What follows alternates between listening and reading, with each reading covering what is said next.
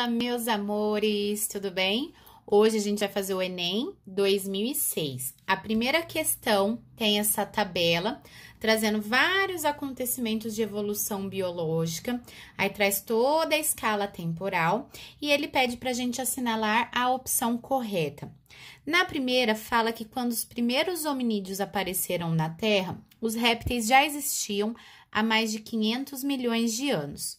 E, na verdade, quando a gente olha aqui os dados, os répteis aqui, ó, eles surgiram há aproximadamente 350 milhões de anos e os primeiros humanídeos aproximadamente 20 milhões de anos.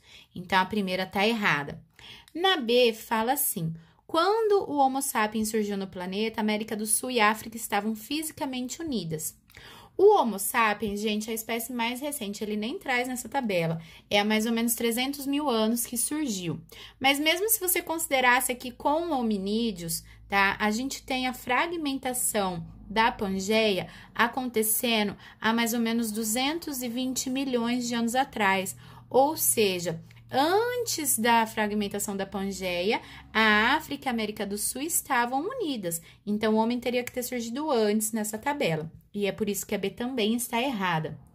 A terceira está certa, fala que no pré-cambriano surgiram em meio líquido os primeiros vestígios de vida, de acordo com a sopa primordial que a gente conhece, certinha. A D fala que a fragmentação da Pangeia ocasionou o desaparecimento dos dinossauros. A gente sabe que não foi, que foi graças ao meteoro. E essa fragmentação da Pangeia, ele está aqui, como a gente já tinha olhado antes. E o meteoro, ele caiu em terra e acabou com os dinossauros há aproximadamente 65 milhões de anos.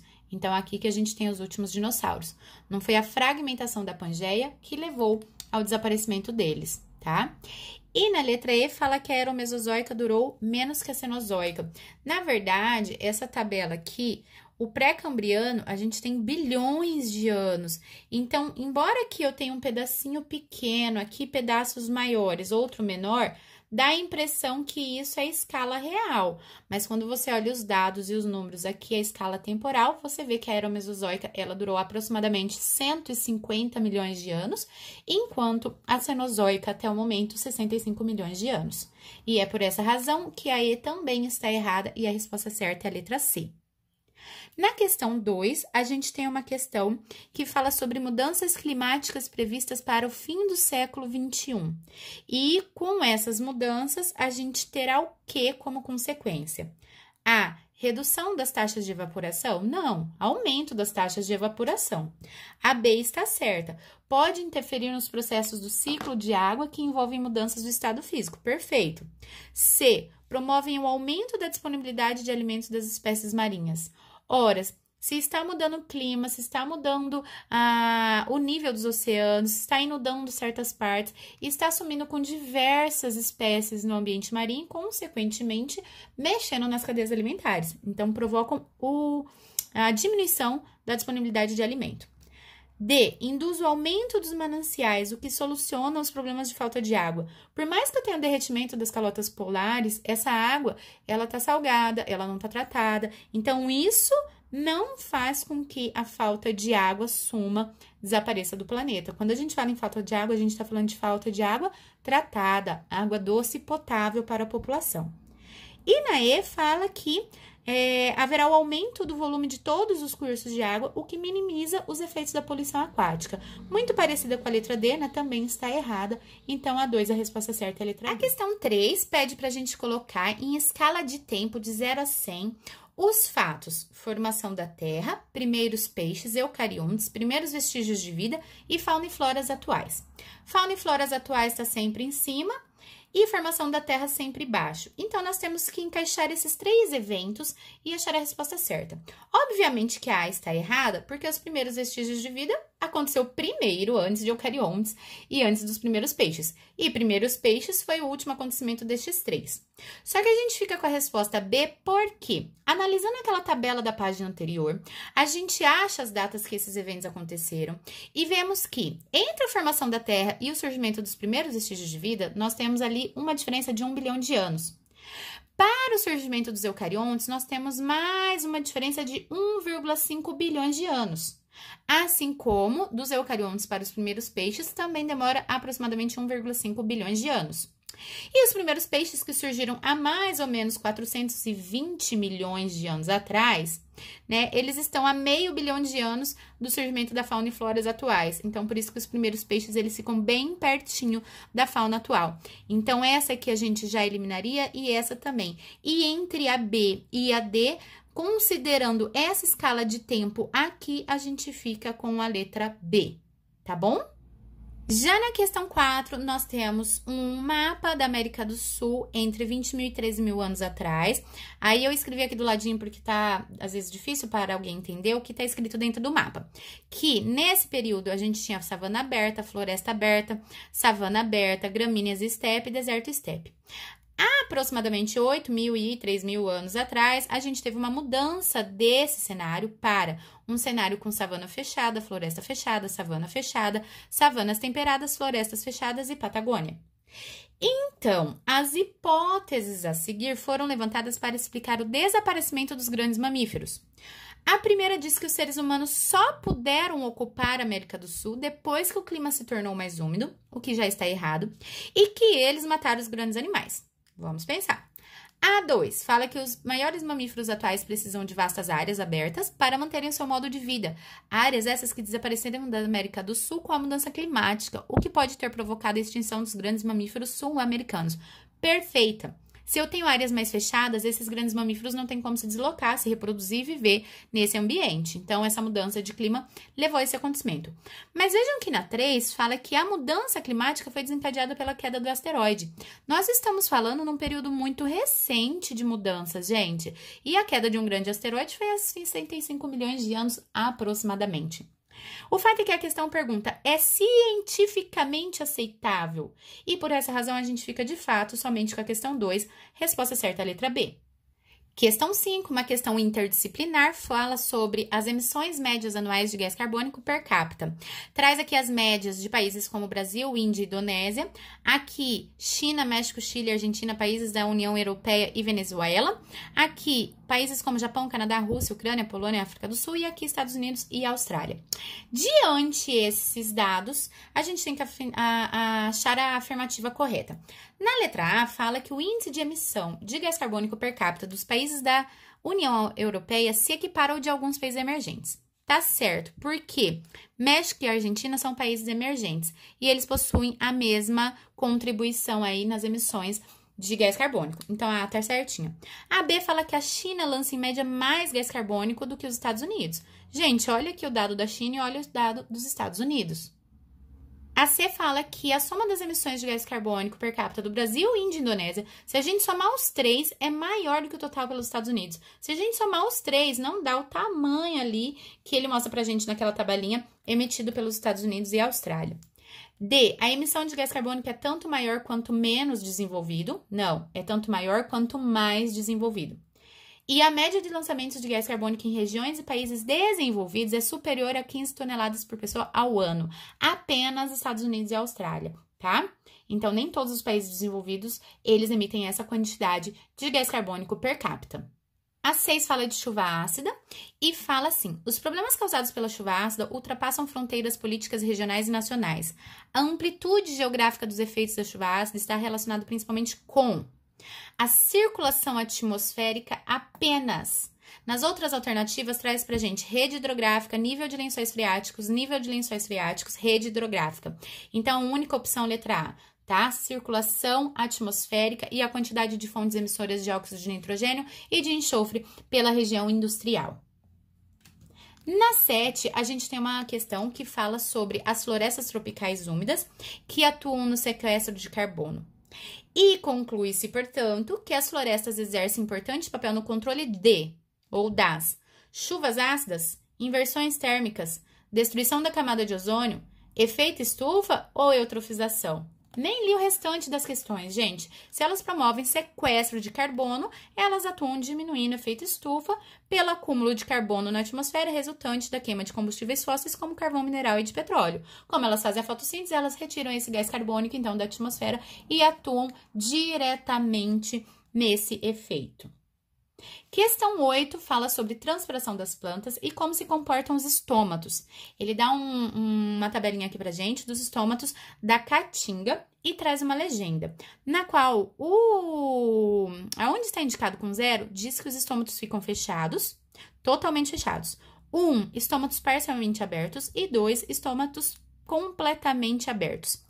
Quando a gente analisa isso aqui, a gente verifica que estômago fechado para não entrar gases e também para não perder água. Então, a gente tem ali um controle, por exemplo, em um ambiente inóspito. Por isso que na caatinga tem parte do ano que ela fica completamente fechada. Tem plantas que são adaptadas e nem possuem estômatos, tá? Agora, o exercício pede pra gente o comportamento dos estômatos de uma mata atlântica. E aí, gente, olha isso aqui que legal. Mata atlântica jamais vai ter seca intensa. Então, a gente já elimina de cara esses 3 aqui. Entre a C e a E, a Mata Atlântica é muito úmida. Ela não ficará com... Ai, desculpa, balancei o celular aí. Ela não ficará com estômatos fechados integralmente, tá? E é por essa razão que a resposta certa é a letra E. Os estômatos de uma planta de Mata Atlântica, em tempo chuvoso, tempo inteiro aberto, e em tempo relativamente seco, tempo inteiro aberto. Aonde? Qual horário que não estará aberto? Apenas às 2 horas, que é aquele sol pleno. E daí, se abrir os estômatos às 2 horas da tarde, ela vai perder toda a água, vai evaporar demais, além do que necessita, tá? Então, a resposta é direitinha aí, questão E, número 8. Questão 9, tá bem legal. Fala sobre um extrato fossilizado. Então, a gente tem esporos de samambaias de pólen. E aí, traz assim, essas camadas são mais antigas e aqui a camada mais recente. A análise desse extrato supõe que o local que foi colhida a amostra deve ter sido ocupado sucessivamente por quais biomas, quais ecossistemas. E aí a gente analisa aqui, camada mais antiga, esporos de samambaia, cipós e epífitas. Isso é típico de floresta tropical. No segundo extrato, predomínio de pólen de gramíneas, quase nenhum pólen de epífita. Isso é típico de campos. E no último extrato, pólen de cactos. Cactos é típico de caatinga. Então, analisando, a gente tem floresta úmida, campos cerrados e caatinga. Resposta da 9, a letra A. Questão 10 fala sobre o cerrado, que vem sendo bastante devastado, né, pela ação, então, da agricultura e tal. E fala assim, segundo ambientalistas, o cerrado brasileiro corre o risco de se transformar em um deserto. A respeito desse assunto, analisa as informações abaixo. Considerando que em 2006 restem apenas 25% da cobertura vegetal do cerrado original, e que desse percentual, a cada ano, 3% sejam derrubados. Estima-se, então, que lá em 2030, nós não teremos mais cerrado e o cerrado brasileiro se transformará em deserto. Tem gente que ficou fazendo esse cálculo aqui para ver quantos por cento a cada ano ia perder. Nossa, realmente não tem mais nada. Queridos, por que essa questão está errada? Porque um bioma ele não vai se transformar em outro em 24 anos. Nenhuma sucessão ecológica ela acontece tão rápida. Pode haver uma transformação aqui do próprio cerrado. As próprias plantas e animais, fungos, toda a microbiota que vive ali pode ser modificada devido a essa devastação. Mas não tem como o cerrado se transformar em deserto em 24 anos. E é por essa razão que a letra 1, a número 1 está errada. Já na 2, fala assim, sabe-se que a eventual extinção do bioma cerrado, dada a pobreza que o caracteriza, não precisa nem terminar de ler. Cerrado é pobre, gente. Nós temos diversas espécies endêmicas. Não causa impacto no sistema no conjunto dos biomas brasileiros. Que horror, essa 2 está horrorosa. E a 3 está certa. Fala assim, que a substituição de agrotóxicos por bioinseticidas reduz a contaminação dos recursos hídricos no bioma cerrado. Perfeita, somente essa está certa. Resposta certa, a letra B. Questão 11 fala sobre a produção industrial de celulose de papel e que nos estágios de branqueamento nas indústrias, eles utilizam reagentes como cloro e hipoclorito de sódio. Esses reagentes, eles vão formar compostos organoclorados. Esses compostos são eliminados na água, em quantidades indesejáveis, na água dos rios, e acumulam-se nos tecidos vegetais e animais, causando bioacumulação. Então, para se diminuírem os problemas ambientais decorrentes da fabricação do papel, é recomendável criação de legislação mais branda, mais leve, não preciso nem terminar ali. A diminuição das áreas de reflorestamento? Não. A distribuição de equipamentos de desodorização à população, porque isso aqui gera cheiro forte. Ué, eu melhorar o cheiro para a população vai evitar o que está acontecendo na água e nessa bioacumulação que foi citada na consigna? Também não. Letra D tá certinho. Tratamento dessa água industrial antes de retorná-la aos cursos d'água com o objetivo de promover a degradação dos compostos orgânicos solúveis. Perfeita. E a E fala, gente, absurda. A E fala assim, ó. Recolhimento por parte das famílias que habitam as regiões circunvizinhas dos resíduos sólidos gerados pela indústria. Oi? Absurdo, né? Então, essa aí aqui, pelo amor de Deus, é o tipo de questão que vocês não poderiam anotar. Resposta certa, a letra D. Questão 11 fala sobre um trecho aqui de Carlos Drummond de Andrade. Ele fala assim, a montanha pulverizada. Esta manhã acorda e não há encontro, britada em bilhões de lascas, deslizando em correia transportadora, entupindo 150 vagões no trem monstro de 5 locomotivas. Trem maior do mundo, tomem nota, foge minha serra, vai deixando no meu corpo a paisagem mísero, pó de ferro, e este não passa. Ou seja, está falando de mineradora de ferro. A situação descrita acima sinaliza do ponto de vista ambiental para a necessidade de manter-se rigoroso controle sobre os processos de instalação de novas mineradoras? Óbvio. Criarem-se estratégias para reduzir o impacto ambiental no ambiente degradado? Óbvio. Reaproveitarem-se materiais, reduzindo-se a necessidade de extração de minérios? Óbvio também, todas as alternativas certas. Resposta certa, letra E. Agora, na 13, a gente tem uma questão que contextualiza a poluição dos rios Tietê e Pinheiros. Avalie se as ações apresentadas abaixo são adequadas para se reduzir a poluição desses rios. 1. Investir em mecanismos de reciclagem da água utilizada nos processos industriais. Certinho. Às vezes vocês podem se questionar, como assim reciclar a água da indústria? Ué, gente, a própria indústria diminuir, como a gente viu na questão anterior, diminuir os compostos que são lançados diretamente no rio. Então, a indústria trata essa água, a indústria reutiliza no que ela puder ali para lavar a calçada, enfim. E depois, ela já tratada, ela emite, então, para o ambiente. Nesse sentido, por isso que não tá certinha, tá? A 2, investir em obras que viabilizem a transposição de águas de mananciais adjacentes para os rios poluídos. Nossa, eu vou pegar uma água que tá limpa lá, perfeita, e vou colocar no Tietê que tá ferrado. Pra quê? Pra eu desperdiçar essa água? Pelo amor de Deus. A 3 tá certinha, que fala que deveríamos implementar obras de saneamento básico e construir estações de tratamento de esgoto. Perfeita. Então, a resposta certa, 1 e 3. Já na 14, fala sobre a plantação de cacau, e aí eu fiz os comentários aqui em cima, porque tem muita informação na consigna. Então, ele fala que existem 2 maneiras da gente plantar o cacau na Bahia. O sistema convencional, você retira o cacau, queima o que sobra, os tocos, as raízes, e planta os pés de novo muito próximos uns aos outros. E existe o sistema cabruca, onde os cacaus são plantados entre plantas maiores. Aí, a questão fala que os cacaueiros dessa região têm sido atacados e devastados pelo fungo chamado vassoura de bruxa, que se reproduz em ambiente quente e úmido por meio de esporos que se espalham no meio aéreo. Então, as condições ambientais em que os pés de cacau são plantadas e as condições de vida do fungo vassoura de bruxa mencionados acima permitem supor-se que sejam mais intensamente atacados por esse fungo os cacaueiros plantados por meio do sistema convencional ou cabruca. Se os fungos se disseminam, gente, no meio aéreo, e aqui eu coloco os pés muito próximos, é óbvio que no sistema convencional eu terei mais problemas com esse fungo. Sistema convencional, por quê? Os pés de cacau ficam mais expostos ao sol, o que facilita a reprodução do parasita. Convencional, pois a proximidade entre os pés de cacau facilita a disseminação da doença, certinho B. Ou a C, convencional, pois o calor das queimadas cria as condições ideais para a reprodução do fungo. Fungo não gosta de calor excessivo e de exposição ao sol excessiva, tá? Ele gosta de ambiente quente, mas um ambiente mais úmido, tá? Então, um pouquinho mais sombreado. E é por isso que a A e a C estão erradas. Então, a resposta certa da 14 é a letra B. A questão 15 fala sobre o besouro da cana, que localiza uma plantação de cana-de-açúcar, e aí ele libera uma substância para chamar os outros coleguinhas e irem ali atacar a plantação. Mas os cientistas conseguiram sintetizar em laboratório essa substância que o besouro produz. Então, o exercício quer da gente uma finalidade e uma vantagem ambiental da utilização da substância sintética. Finalidade: eliminar os besouros e exterminar os besouros não poderia ser de jeito nenhum, tá, queridos? A gente não pode eliminar, exterminar e excluir um ser vivo da natureza. Então, A e C estão erradas. Assim como a E, que fala aumentar a resistência dos canaviais. Se eu aumentar a resistência dos canaviais, eu estou modificando e selecionando artificialmente essas plantas e com isso trazendo outros impactos ecológicos.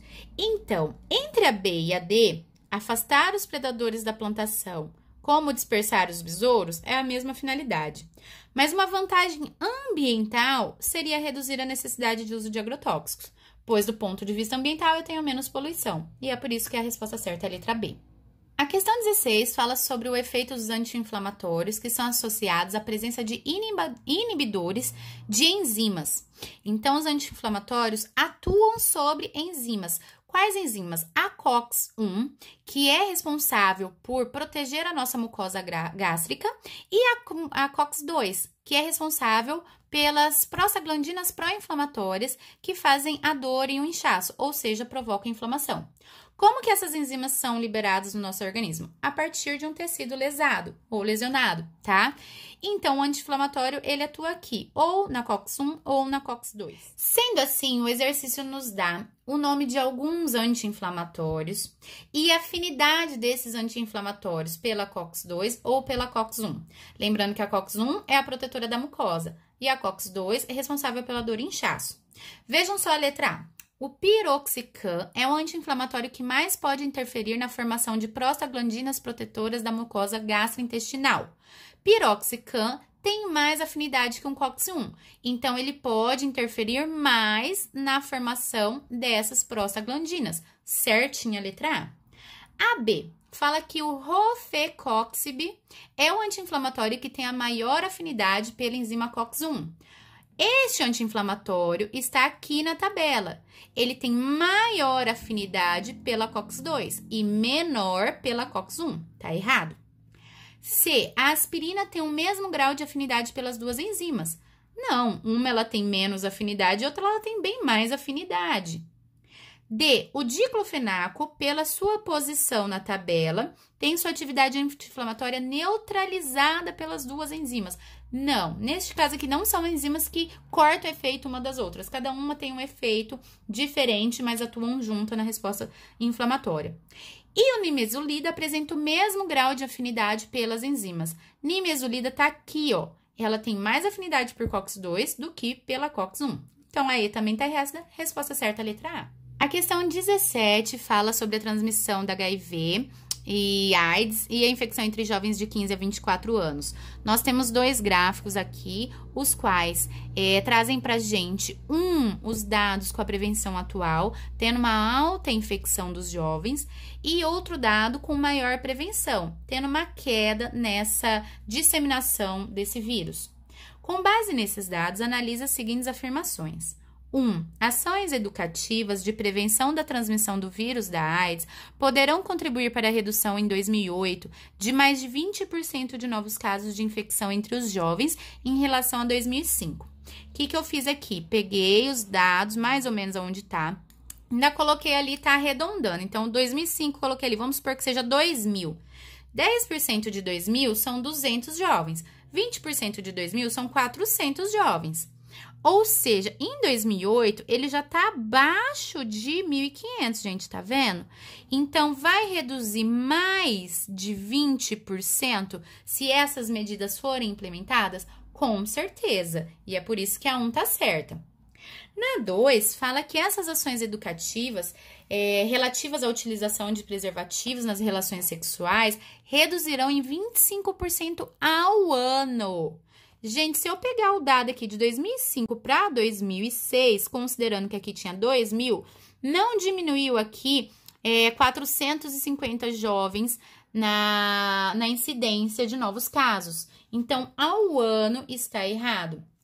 E na terceira fala assim, que sem o aumento de medidas de prevenção primária, estima-se que em 2010 o aumento de novos casos de infecção de AIDS entre os jovens será em relação ao ano de 2005, 50% maior. Gente, se aqui eu tenho algo quase perto de 1.000 e aqui eu tenho algo quase perto de 2.500, é um aumento de aproximadamente 150%. Então, essa questão tá errada. É uma questão interdisciplinar que exige esse cuidado, esse olhar matemático, mas por tratar da AIDS, do vírus, eu coloquei aqui para vocês pra gente discutir junto. E para finalizar, a questão 18 traz umas informações bem interessantes. Lembrando que esse Enem é de 2006. Em 2006, a nossa realidade já estava essa aqui. Olha só, em 30 anos, a alimentação piorou muito. O aumento no consumo por família brasileira de biscoitos, de refrigerantes, de salsichas e linguiças, de refeições prontas. E a diminuição por família no consumo de ovos, peixes, feijão, leguminosas e arroz. A partir desses dados foram feitas as seguintes afirmações. 1. As famílias brasileiras em 30 anos aumentaram muito o consumo de proteínas e grãos? Não, diminuíram. Elas aumentaram muito o consumo de gorduras e carboidratos e alimentos processados. 2. O aumento no consumo de alimentos muito calóricos deve ser considerado indicador de alerta para a saúde, já que a obesidade pode reduzir a expectativa de vida humana. Perfeito. Assim como a 3, que fala que doenças cardiovasculares podem ser desencadeadas pela obesidade decorrentes das novas dietas alimentares. Resposta certa, letra E. Terminamos aqui mais um Enem. Semana que vem tem mais. Me inscrevam se vocês quiserem fazer alguma prova, tá bom? Beijos, até mais. Fui, galera!